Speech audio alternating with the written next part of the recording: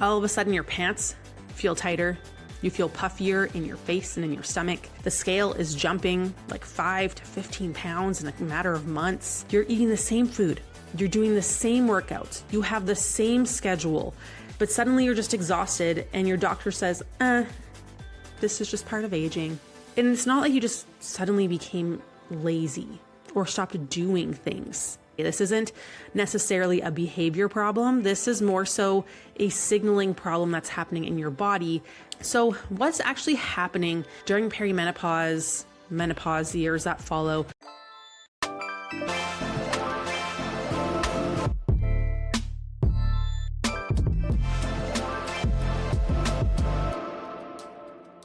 Hello, everyone, and welcome back to the latest episode of the Metabolism and Menopause podcast. My name is Stephanie, and I am your host and CEO of Vitality OET.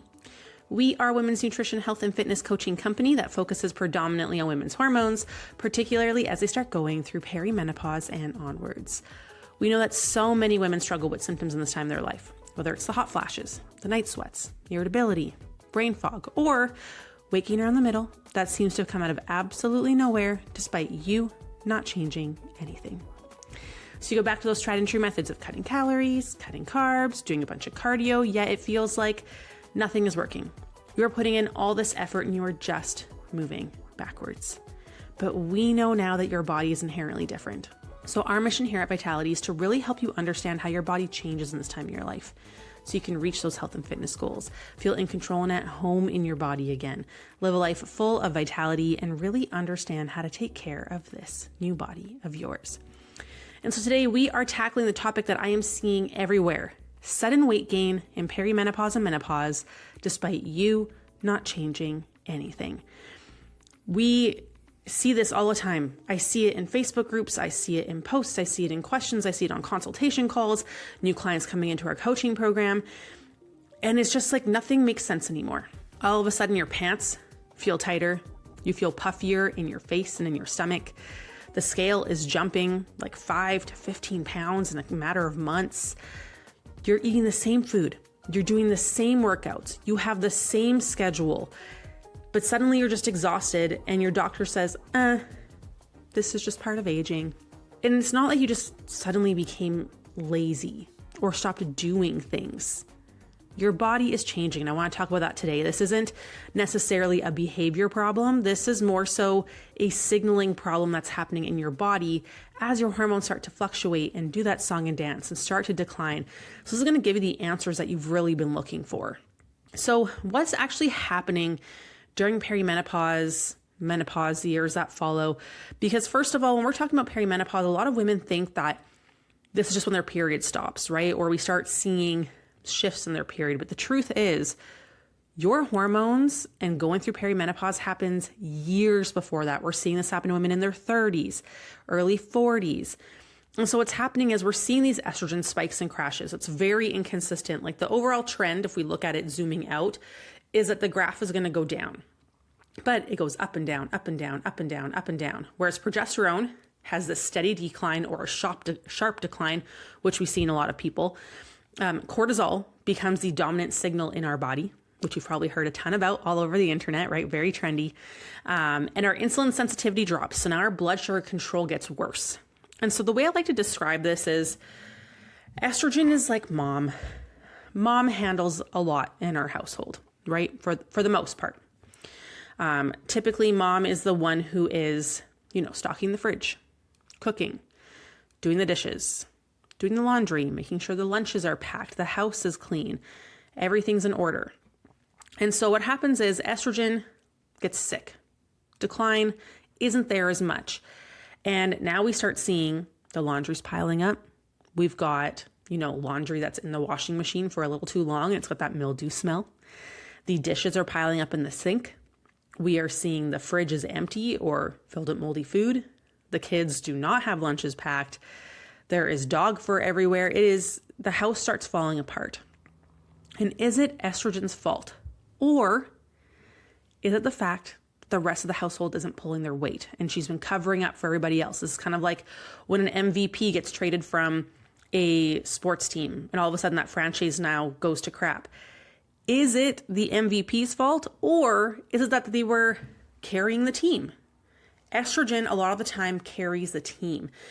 And so what happens is she is helpful for our blood sugar, for inflammation, for keeping our stress response in check, for building muscle mass, maintaining our bone health, all of these things. And so you don't have to necessarily change anything, but because she's declining, everything has shifted internally. And so now we have to adjust our outward actions to match the insides that have changed. Because, there's so many things that happen, and I kind of want to dial it down to 5 big ones, 5 key factors that change as our hormones start to fluctuate, as our estrogen and progesterone start to decline, and then eventually, drop off, because these 5 key factors that these hormones influence are going to influence if your body is good at burning calories or not. And so you can be eating the same and working out the same, but if your body isn't good at taking the calories that you're consuming and turning it into fuel, it gets stored as fat instead. And so there's 5 systems that really impact this a lot, where you change nothing, but now your body isn't good at burning calories. And so naturally we start putting on weight. And then we're going to talk about, of course, the action steps to get not only your body back, but your joy, your sleep, your mind, your energy, all the things that make us feel human. And so weight gain happens without more calories. We see this a lot where food habits have not changed. And now that we know that weight gain is not necessarily from eating more, sometimes it is, right? But for most women that we work with in our coaching program, that's not the case. It's happened to like maybe 2 or 3. In perimenopause, our body can gain this fat eating the exact same amount, because what changed is not the inputs. It's how your body is processing the inputs. It's like when you see a red light, that's an input for you to step on the gas. It's like your body's like, oh, we're just going to slam through this red light. The processing of the signal that happens, your body doesn't respond appropriately anymore. And so we're talking about, in this case specifically, something called nutrient partitioning, where calories go after you consume them, after you eat them, the foods that you eat. Are they going to muscle? Are they being turned into energy? Are they being produced into heat? Or are they being stored as fat? And perimenopause is going to change the destination and favor storing those calories as fat. But dropping your calories will not fix this problem. I want to be very clear, just so we'll talk about what actually does fix this problem. So let's talk about a couple of these 5 factors here. The first one is our insulin sensitivity drops. Estrogen is one of the main hormones that keeps insulin working properly. And so when estrogen fluctuates, our muscle cells stop opening efficiently. It's like the doors don't want to open to allow the food in. So what happens is we have all this sugar that kind of stays in our bloodstream.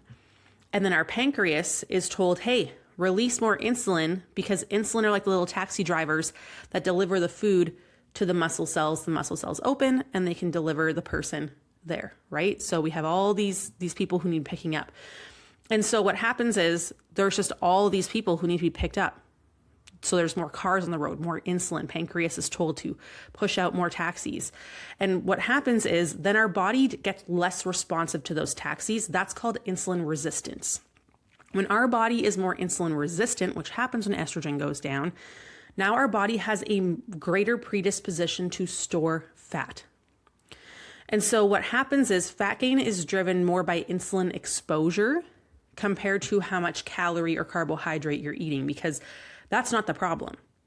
The problem isn't that we're consuming too many calories. It's not that we're consuming too many carbs. It's that your doors aren't opening when the taxi driver drops off the people at the cell doors. And so now the same meal that you had before is now producing higher insulin because our body is less responsive. Again, this is not a calorie or a carb problem. This is your body not reacting properly to the signal of insulin to food. This means that our insulin levels stay higher for longer. There's more taxis in our bloodstream for a longer period of time. And the longer there's more taxis in our bloodstream, the less time we spend in a fat burning state. And we're more pushed into a fat storage state. So that alone, even though you're not changing how you eat, or you might even be dropping your calories. You might be dropping your carbs. Insulin stays elevated for longer because your cells aren't responsive, which decreases fat burning, increases fat storage, which is why you've changed nothing in your diet and we're seeing you store more fat. This is where you might start noticing you start feeling sleepy after your meals. Maybe you start craving like sugar or salt 1 to 2 hours later. Maybe your belly fat starts accumulating. You're like, what the heck is going on? Or suddenly it's like, oh, carbs don't work for me anymore. And so insulin is that key that opens your cells to allow food in. As we go through perimenopause, menopause, postmenopause, it rusts the lock. So our body keeps making more keys, and those keys tell your body to store, when the problem isn't the keys. The problem is we need to remove the rust from the locks. And we'll talk about how to do that in a little bit. Number 2, muscle becomes harder to access. So this is something called anabolic resistance. Muscle is your metabolic engine. The more muscle you have, the more calories you burn with everything you do. You burn more calories when you sleep. You burn more calories when you walk. You burn more calories when you work out. You burn more calories just sitting at work, just by having a little bit more muscle mass. That's what we want. If I can burn more calories at sleep when I'm sleeping, I love that for me. And I love that for you. And so what we know is that estrogen and progesterone help your muscle become more responsive to the signals that it needs. So for example, protein. Protein is going to send a muscle building, muscle maintenance signal. When estrogen and progesterone go down, that same amount of protein doesn't send the same muscle building signal. It actually is less. And so we need more protein to send that same muscle building signal. So we're favoring a muscle breakdown state. The signal to training. The training we used to do resulted in the same muscle building signal. Now, the same workouts you did, that muscle building signal goes down from that same training response. And this is why we need to really adjust the way that we work out. It needs to be more precise to make sure that we are really amplifying that muscle building signal. Because before you kind of just got away with doing whatever and you see a muscle building response. Now with estrogen and progesterone down, that muscle building signal decreases. So again, we're favoring muscle breakdown. And then our recovery signals, we naturally favor muscle breakdown, like I mentioned. So now we need even more recovery between our sets. This is why HIIT can be really detrimental for a lot of women. It only works if you are sleeping well, you have good energy, your body is good at taking food and turning it into fuel. Most of us do not fit in that category. And so we actually need more recovery between our sets. We need more recovery between our workouts and just more recovery in our life in general. Because now less recovery, or the amount of recovery that we were doing before, increases muscle breakdown signal than before. And so your body no longer builds or maintains muscle from the same stimulus. So this is why you're changing nothing in your workouts and activity or recovery, and all of a sudden you're losing muscle mass. And now your body fat percentage goes up, which is going to increase inflammation and increase fat storage as well and decrease fat burning even more. And we also know that with less muscle mass, we become even more insulin resistant. So now we're dealing with more taxis on the road again, which again is going to push us into that fat storing state. So again, you didn't change your workouts. You didn't change the way you ate. And just from these two changes that happen during perimenopause and menopause, we are predisposed to lose muscle and put on fat. And it sucks, I know, but again, we're going to talk about how to address this. And so, in reality, women think like, oh, I lost muscle because, I'm not working out as hard. But really, it's you lost the response to your training first, then your muscle started to decrease, then your fat started to increase. And we see this in a lot of women who've been doing endurance exercises for a long time, our marathon runners, our triathlons, people who bike long distance. It feels like all of a sudden they're struggling. But the truth is that it was happening underneath the surface all along. And then you kind of just hit this point where that hormone scale just kind of tips in the direction where now it becomes detrimental, and it just accelerates what was already kind of happening under the surface. You just weren't aware of it. And this is where like a lot of people post-menopause start to experience this. And so this might look like workouts feel harder. Maybe you're more sore after workouts for longer. Your strength plateaus, even though you're pushing hard in the gym, you just can't seem to get stronger or get changes. And your body gets softer. It's almost like you have this layer of just softness all over your body. You've lost that muscle definition. This is why. And so it's not that you stopped working. It's that your body stopped adapting to the signals that you're sending it. So we have to send more specific signals in order for you to get the response that you want. And this is why the Orange Theories and the F45s and the HIIT classes and the circuit training and the boot camps, they don't cut it anymore because it's not specific enough of a signal with a loud enough muscle building signal to actually get you to adapt the way that you want to. And also we have to manage the stress portion, which is what's next. So number 3 is cortisol becomes the dominant hormone. Progesterone, oh, we love progesterone. Our family loves when we have adequate levels of progesterone because it helps calm our nervous system. It helps support our sleep. It helps buffer stress hormones. Things just roll off our back. When we are having adequate levels of progesterone, we don't snap at our kids. Our husband's breathing doesn't piss us off. The cat licking its paws doesn't make you want to throw a slipper at it. I'm guilty of this. Drives me crazy. But everything's just a little more chill. You're less overstimulated. Don't we miss those days? So we know with progesterone, it is the first hormone to start declining in perimenopause. And a lot of women, when progesterone drops, we know sleep is going to be one of the big things that starts to suffer. And the issue with sleep is just one poor night's sleep can make you insulin resistant by up to 25% more. This means that the exact same meal that you ate the day before and was stabilizing your blood sugars is now going to cause blood sugar spikes and drops and cravings and inflammation and stress and fat storage simply because now your body is more insulin resistant from one poor night's sleep. It means that naturally we need more taxis on the road than the day before to get that food into our cells. And so this is a huge piece that people miss all of the time. We have ladies in our program who wear the CGM trackers on their arm that track their blood sugar throughout the day, and they can see they have way more blood sugar instability, more up and down, the spikes and the crashes after a day of high stress or a night of poor sleep, and that affects it way more than a lot of their food choices do. So it's something that people do not realize how important it actually is. And so when we're talking about cortisol here, cortisol now has no opposition because progesterone and estrogen, they buffer stress. So before, with estrogen and progesterone, we could handle a 9 out of 10 on the stress scale. And then once we surpassed 9 out of 10, cortisol went up. And when cortisol goes up, we see worse hormone production. We see our blood sugar get worse. We see inflammation get worse. We see our thyroid slow down, which means our body is worse at burning calories, making weight loss really hard and weight gain really easy. We see liver and detoxification slow down. We see more fluid retention. We see more bloating, poor sleep, poor energy. All of those things push us into fat storage. So before, with estrogen and progesterone, we could handle a 9 out of 10. We could handle a lot. We could handle a poor night's sleep, getting up early to work out, having coffee on an empty stomach, skipping breakfast, being go, go, go, the woman that everyone goes to, the taxi mom. You're dealing with, financial stress and trauma and sick and dying parents and trying to be the best wife and trying to be the best mom and also try to be healthy and all the things that we are supposed to do. 9 out of 10, we could handle it.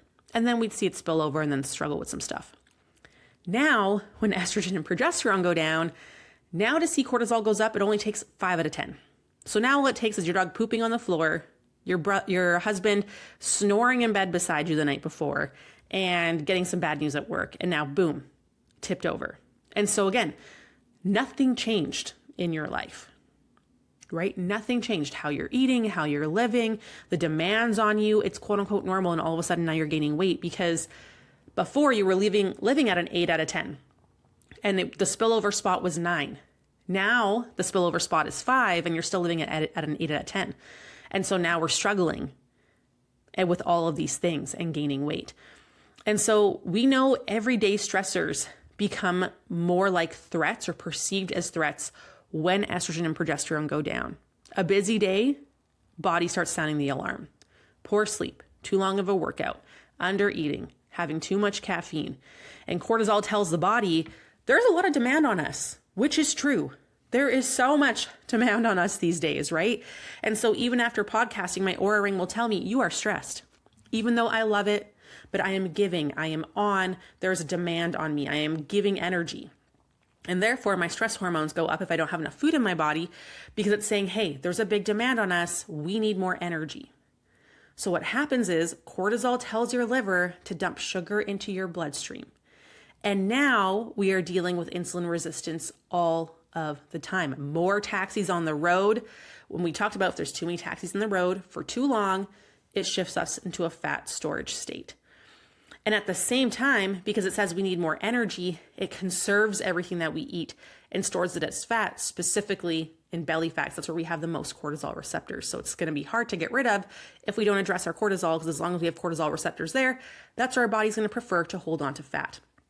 And so when we are looking at this too, we have to think about, okay, when there's cortisol, high stress, at the same time as high insulin together, not only does it push you into a fat storage state, it also prevents your body from releasing fat to be used as energy. And so anything you do eat gets stored. And so we need to get ahead of this earlier in the day, which we're going to talk about, where, how can we lower cortisol right away in the morning? Have your breakfast within 90 minutes of waking. Make sure there's some protein in there first, then dip into your carbohydrates because carbohydrates help bring cortisol down. Pairing the carb with the protein avoids your insulin from spiking too quickly. It increases slowly, it maintains, and it slowly comes down. So you're not having the energy crashes, you're not having the cravings during the day, and we're never having cortisol and insulin together. So now your body can actually release that fat and use it as fuel. That's what we want. If we don't have breakfast, we start with high cortisol. And then if we're stressed and then we're having like something sugary later, boom, insulin goes up even more. And then we're stuck in this fat storage state all day. So one of the most important and foundational things that you can do to really set yourself up for success is to have that breakfast. And we know if we address cortisol earlier in the day, it'll improve cortisol later in the day, and then we'll be able to sleep better, which will make us less insulin resistant, allowing our body to burn fat. And so if you are someone who is struggling with cortisol, here are some things that you might experience. Morning puffiness, feeling inflamed, more bloating, especially as the day goes on. If bloat gets worse as the day goes on, typically high cortisol. Weight gain and puffiness during stressful weeks or weeks of poor sleep. Being wired but tired. So where you feel freaking exhausted, but your dang brain just won't shut off. And nighttime snacking, lots of cravings, waking up between 2 and 4 a.m. Like you're tired, but your brain won't shut off. And now you're making a list of all the things you got to do today and tomorrow and the groceries. And then I turn off this. Oh, I also can't forget to do that. We all know this. We're there all the time. And so the other thing too, I always like to point out with cortisol is that you can be incredibly emotionally resilient. I get it. I have been through the ringer between abuse and trauma and living in moldy homes and bullying and abuse from my dad and sexual abuse from past partners.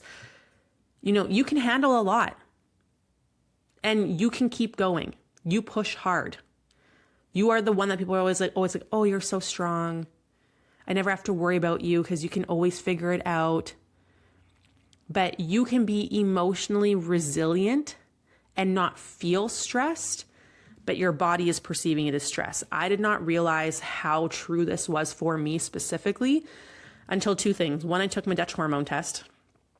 Oh my gosh, what an eye-opener. It was also brutal because I was in my 20s when I did my first one, and my estrogen, progesterone, testosterone were all postmenopausal. My cortisol was through the roof and my body was not good at clearing it. My detox sucked. My androgens were high. It was a disaster and just showed stress. Then I got my Oura Ring and I'm like, oh man, traveling stresses me out. Speaking stresses my body out. Podcasting stresses my body out because I'm giving. And so that was incredibly eye-opening because I didn't feel stressed. I love my life. I love my job. I love my family. I'm go. I'm type A, but that's stress. And so if that sounds like you, I feel you. I see you. Thank you for validating me and for me validating you.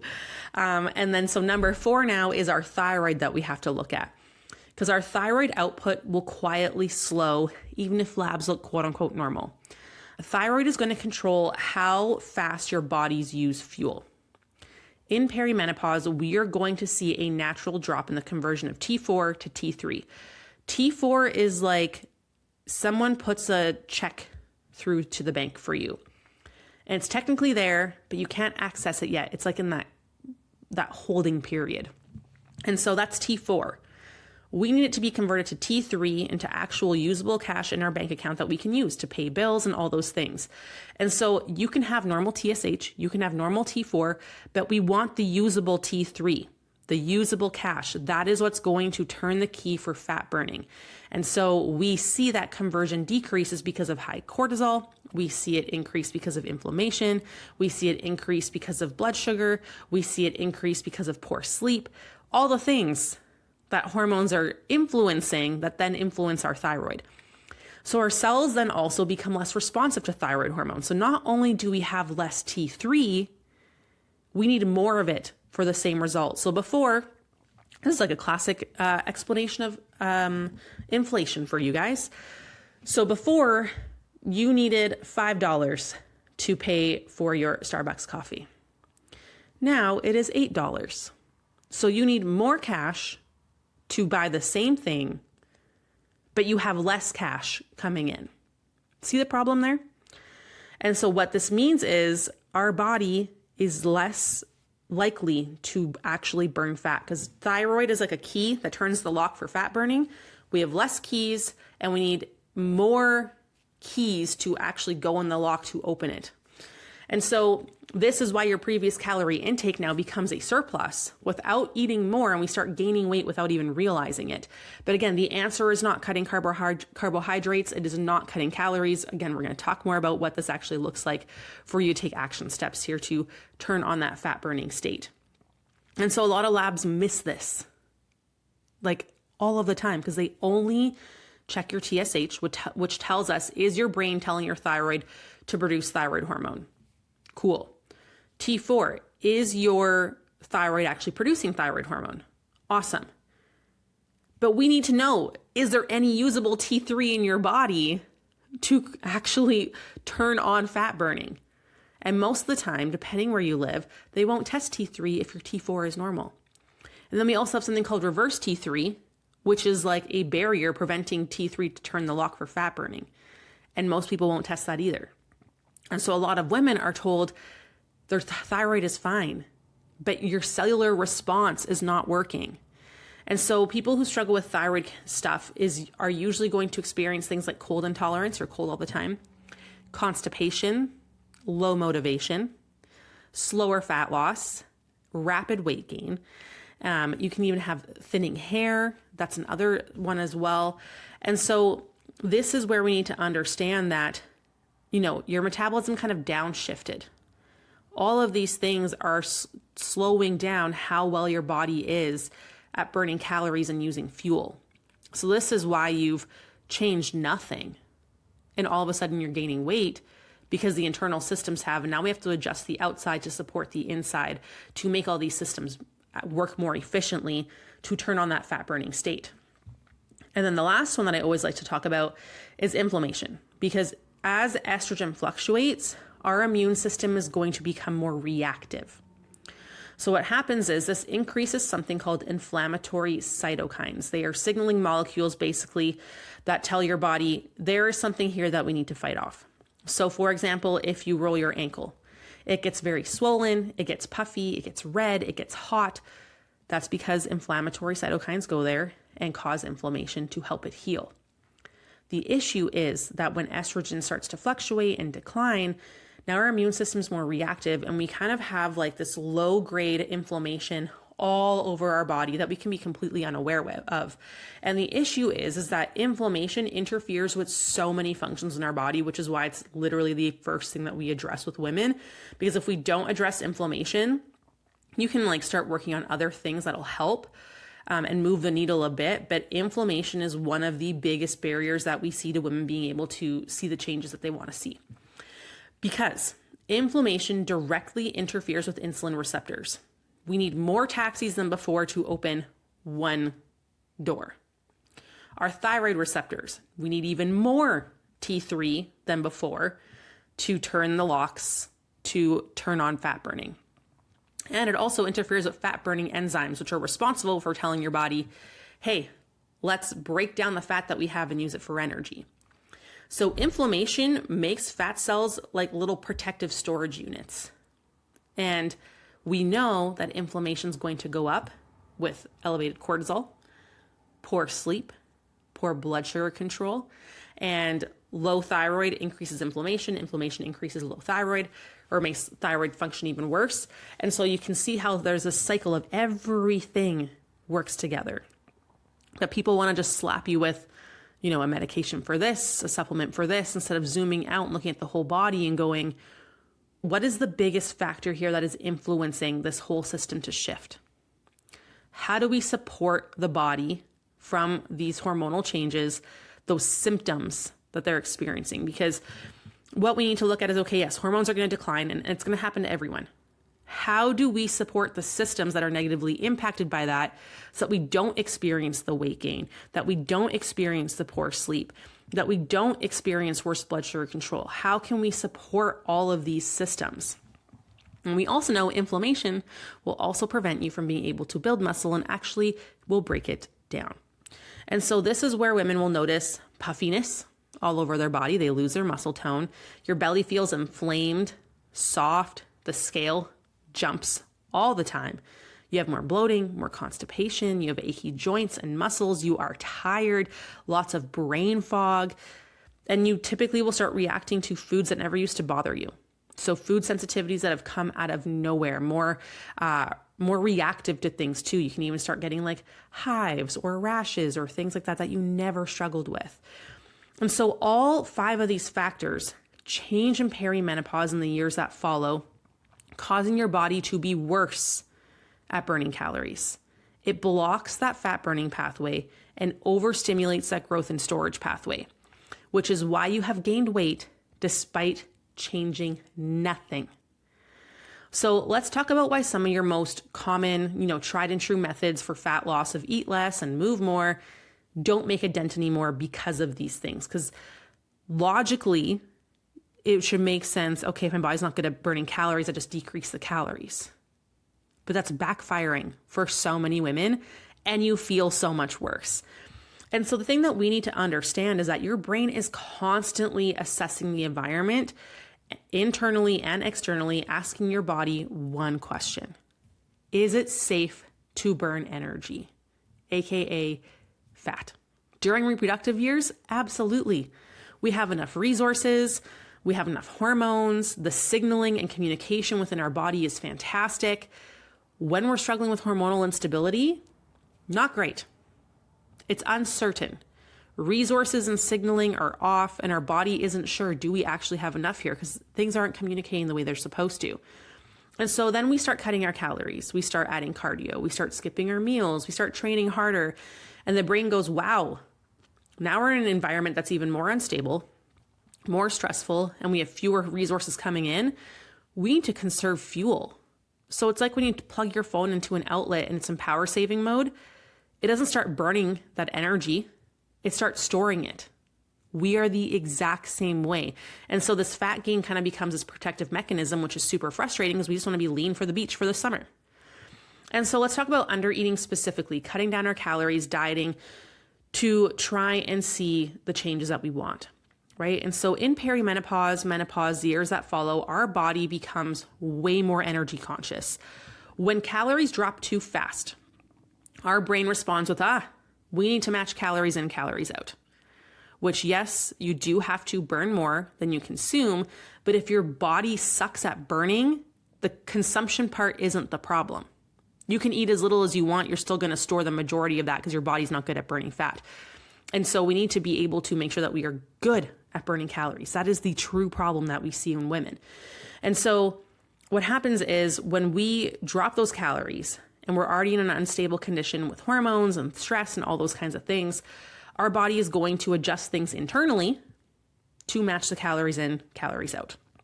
So it'll slow down your thyroid even more. So body gets worse at burning calories. It will increase your hunger hormones so you have more intense cravings because it's trying to tell you, hey, we need more. It will lower spontaneous movement. So this is non-exercise activity movement. So this is where you will fidget less. You'll talk with your hands less, those kinds of things. And it will also increase insulin resistance to push you into that storage state. So it's ironic because you burn fewer calories and store a higher percentage of what you are eating than you did before. Like that is wild, right? And this will always happen when you diet. Every single time. It just depends how quickly those adjustments happen. Hormones let us get away with it more. We don't see it match the calories in, calories out as quickly when we were younger.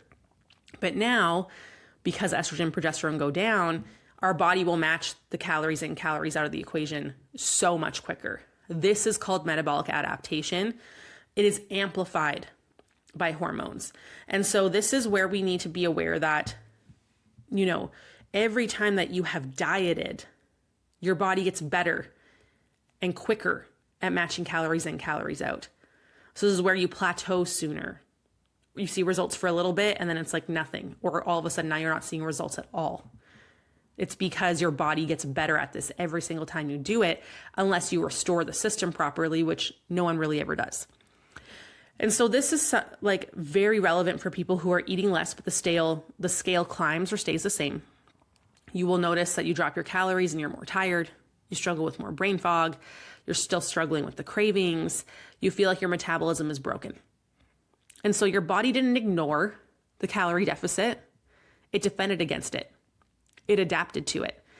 And that's what it's supposed to do, which is, again, very frustrating. And this is why we have to address the systems inside the body first to make sure your body is good at burning calories and it won't adjust the calories out, calories in as quickly, so we can see results, and using the right strategies to make sure that that doesn't happen so you can continue to see results long term. Then we also have to touch on excessive cardio, because many of us were like, oh, usually just cut calories and start running and I'm good, right? However, cardio is a stressor. It's a helpful one when buffered by hormones, right? Exercise is a stress on our body. If our body can recover from it, it's a fantastic stress. Most of us have abused this for too long or haven't done it the right way, and so now our body isn't recovering well, especially as our hormones start to decline. So when our progesterone and estrogen start to drop, we have a lower stress tolerance. Remember how I talked about you live at an 8 before it was a 9 out of 10 before stress went over? Now it's a 5 out of 10. Exercise is part of the stress that can push you over that threshold. And so instead of burning fat, now we see cortisol goes up because we're stressed out from doing the exercise. Glucose, sugar, is released from our liver, goes into our bloodstream. Pancreas is told, hey, we need more taxis on the road, more insulin to shuttle these sugars into the cells that need it. We need more energy, but our body becomes more insulin resistant and stores it as fat instead, especially around the belly. And so this is why this feels so confusing, because we're like, okay, workouts burn calories when I'm doing it, right? But your hormonal response and other systems in your body will determine, are you going to continue to burn fat afterwards, long term? And for most of us, the answer is no. So you're burning some calories during that workout, but then the rest of the 23 hours of your day, your body sucks at burning calories. And so we want to make sure that we are working out in a way that makes our body better at burning calories long term. That's the goal. Burn more calories without working out. Love that. And so basically what happens is we're just adding stress on top of stress on top of stress on top of stress. Even though they're supposed to be quote unquote healthy habits, they backfire. Cortisol overflows, and now we're pumping the brakes on fat burning. So you burn calories during the workout, but you store more calories for the other 23 hours. And so this is where you might notice the scale going up after workout weeks, where you're working out harder. You might see your belly getting softer, not tighter, exhaustion after exercise, fat loss stalls despite the effort, which is, again, very frustrating. We want to look like people who work out if we work out, right? Now, the other thing that a lot of women turn to is fasting. Oh, fasting. And this backfires more easily. For the thousands of women that we have coached in our program, we have only done fasting with 3. 3.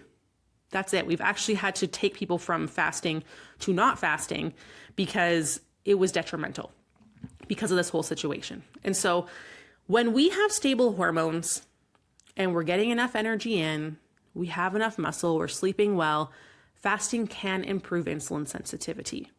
However, in unstable hormones, fasting will increase your dependence on cortisol because we don't have enough energy coming in, and your body is going to need that energy. So your cortisol is going to go up to tell your liver to dump sugar into your bloodstream so you have fuel. And this is because when we have an unstable hormone environment and we're inflamed, our body struggles to access those stored fuel sources, aka fat.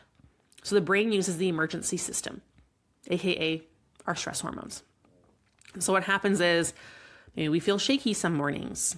We don't have any hunger when we wake up. That is a clear sign that you are running on stress hormones. You are supposed to feel hungry when you wake up. Maybe you're having afternoon crashes, nighttime hunger and cravings, fat retention.